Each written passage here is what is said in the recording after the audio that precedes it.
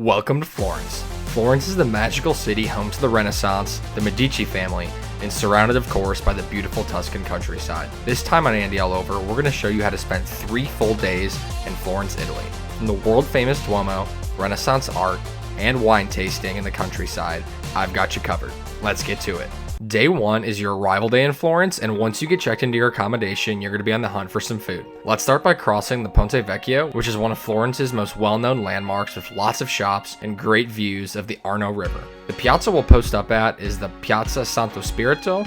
There are several restaurants here to eat and drink outside of that you can choose from. After grabbing a bite to eat, we headed back to our Airbnb to rest up for a bit before it was dinner time. So when you think of Italian food, you probably think about pizza, pasta, and wine. But Florence is famously known for the Fiorentina steak, which is a massive piece of meat that you're definitely going to want to share with a friend or two. The place I'd recommend to get a Fiorentina at is Trattoria dell'Oste. The steak was absolutely amazing and they had a great wine selection as well. Keep in mind that restaurants famous for their Fiorentina often have very long waits to get in, so I'd strongly recommend a reservation in advance. It is now day 2 in Florence and it's time to check out some of Florence's amazing art. There are 2 museums that are most popular, the Galleria dell'Accademia and the Galleria degli Uffizi. There are several famous pieces at the Galleria degli Uffizi, such as the Birth of Venus, along with several pieces from Michelangelo, Raphael, and Leonardo da Vinci.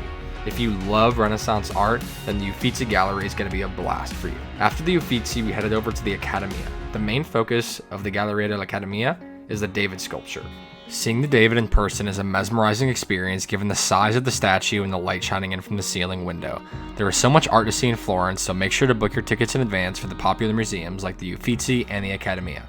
Okay guys, it is now day 3 and our last day in Florence, and we are taking a day trip to the Tuscan countryside. We booked a day trip with a guy named Roberto, whose farm is called Madonna Bella. Roberto picked us up in Florence and drove us out to his farm to tour the vineyard, enjoy a homemade lunch, and taste the wines grown right there at Madonna Bella. Roberto's hospitality was incredible, but we had an amazing time. We loved the wine and olive oil so much that we actually ordered a delivery to get shipped to us back home. Later that night, we did some final walking around the Duomo to soak in the views one last time. Guys, that is how to spend 3 days in Florence. Next time on AndyAllOver, we'll be talking about how to spend 3 days on the Amalfi Coast, followed by trips to Montreal, Quebec, Portugal, Switzerland, and Croatia. Make sure to subscribe so you won't miss all the adventures. See you next time.